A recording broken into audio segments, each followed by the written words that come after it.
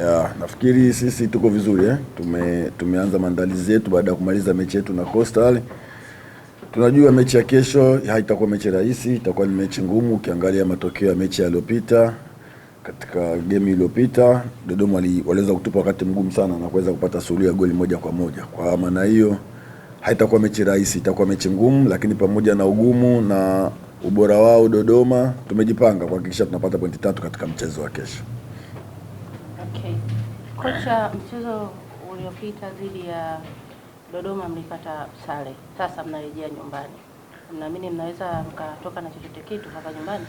Ya, kwa kweli target yetu sisi ni kutoka na pointi 3. Japokuwa hazitakuwa pointi 3 za rahisi, zitakuwa ni ngumu na za kuvuta jasho. Kwa hiyo tumejipanga.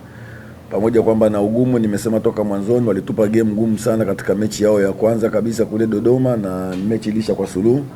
Tunalijua hilo, kwa hiyo tumejipanga kuhakikisha tunapata pointi 3 zote muhimu katika mchezo wa kesho. Shukrani sana kocha. Nakaribisha maswali kwa mwalimu. Mwalimu, kwa kutambua ambavyo Dodoma walicheza mchezo wa kwanza, hivi kama akija na sema approach ambayo alitumia kwenye uwanja wa Jamhuri katika mchezo wa kesho?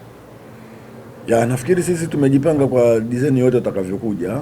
Ukiangalia mechi ya kwanza walikuja na approach yao nyingi sana, ilikuwa ni kuweza kutuzuia sana sisi tusiweze kwenda goleni kwao, kitu ambacho nafikiri wanaweza kaja na approach hiyo, lakini sisi tumejipanga kwa vyovyote watakavyokuja na approach yoyote na ugumu wao na ubora wao, tuhakikisha tunapata alama 3 katika mchezo wa kesho. Swali lingine kwa mwalimu. Dodoma ni miongoni mwa timu ambazo zinacheza mpaka mwisho wa mchezo, hasikati tamaa.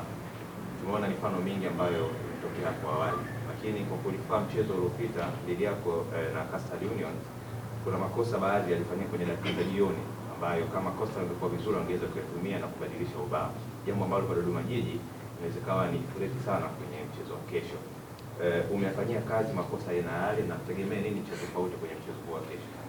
Ya, nafikiri mpira ni mchezo wa makosa. Huwezi kucheza dakika 90 bila kufanya makosa. Kitu kizuri ni kwamba baada ya mechi lazima mfanye marekebisho. Yale makosa ambayo yalifanyika muweze kuyaondoa na yale mazuri muweze kuyaongeza zaidi. Kwa mimi nafikiri kwa makosa yaliyotokea katika mchezo uliopita tayari tumekwisha kuyafanyia marekebisho, na tuna session nyingine ya mwisho kabisa leo kuhakikisha yasitokee makosa kama hayo ambayo umeyaongea na kuweza kupata mafanikio katika mchezo wetu wa kesho.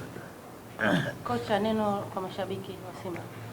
Ya, kikubwa mimi niendelee kuwapongeza mashabiki wa Simba. Wamekuwa ni watu wetu wako karibu sana na sisi na wamekuwa kisafiri kwa kila hali. Mimi niwaombe waje kwa nguvu kesho na waje kwa wingi, na sisi tunahakikisha kwamba hatutawaangusha. Tutahakikisha tunafanya kile kitu kila mwana Simba anahitaji Simba ifanye kesho. Kama wachezaji tunaujua umuhimu wa mechi ya kesho, kwa hiyo kila mchezaji anazana na focus kwa ajili ya pointi 3 mchezo wa kesho.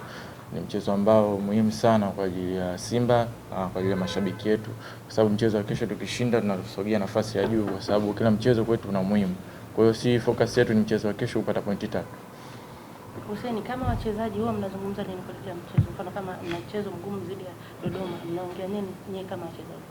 Nadhani kwenye ligi mchezo yote ni migumu, kwa hiyo kila mchezo sisi kwetu ni finali, kwa sababu hamna mchezo ambao sio muhimu, kwa sababu kila mchezo ukishinda unapata pointi 3.